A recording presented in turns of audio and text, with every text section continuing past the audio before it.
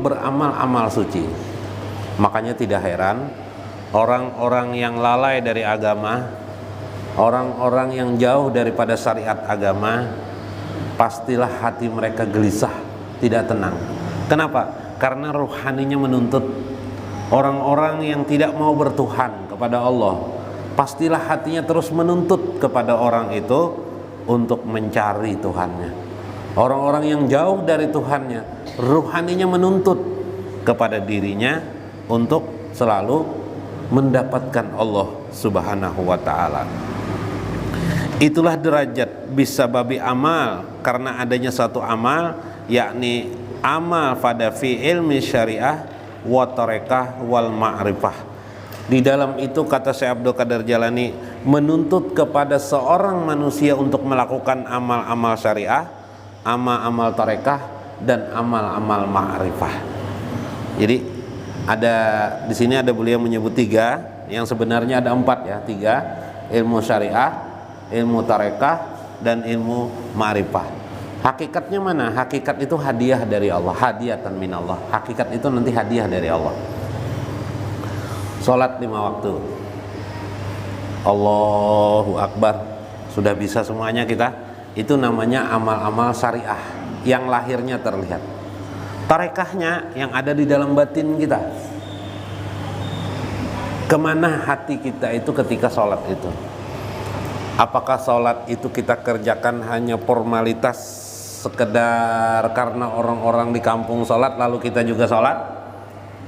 Apakah kita sholat itu karena dilihat oleh orang, ataukah dari diri kita sendiri?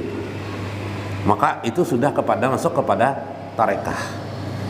Tarekah di sini wujuh hati kita itu kepada Allah Subhanahu wa ta'ala. Sama ketika kata Syekh Abdul Qadir Jalani tadi, orang sholat, orang mematuhi gerakannya, orang melapaskan niatnya, sudah seolah-olah dia bertawajuh kepada Allah, tapi dia tidak pernah menghadirkan hatinya, menghadirkan Allah di dalam hatinya. Itu persoalannya, tidak pernah dihadirkan dalam hatinya. Buktinya apa? Kita dalam sholat, yang kita perhatikan bacaan yang baik atau tidak, ya kan? Kita ribut kalau bacaan orang tidak bagus, ya enggak?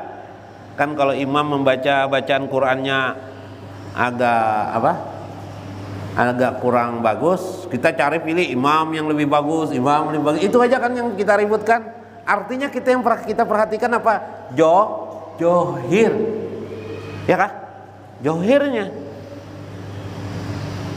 Kita ribut di kampung atau di mana, kalau orang tadi misalnya gerakan sholatnya mungkin kurang sempurna, mungkin si imam kalau mengangkat takbir tidak benar-benar di antara telinga dan bak pundak begini misalnya, Allahu Akbar, kita ribut sudah, wah imamnya tidak benar sudah nih, mulai kita ribut, kita persoalkan dan sebagainya.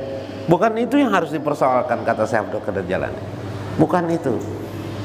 Seharusnya kita ribut kalau hati kita dalam sembahyang itu, dalam sholat itu, fi sholatikum la yahduru fiha minallahi ta'ala au yahduru ila rabbi, tidak menghadirkan Allah Subhanahu wa ta'ala di dalam jiwa kita.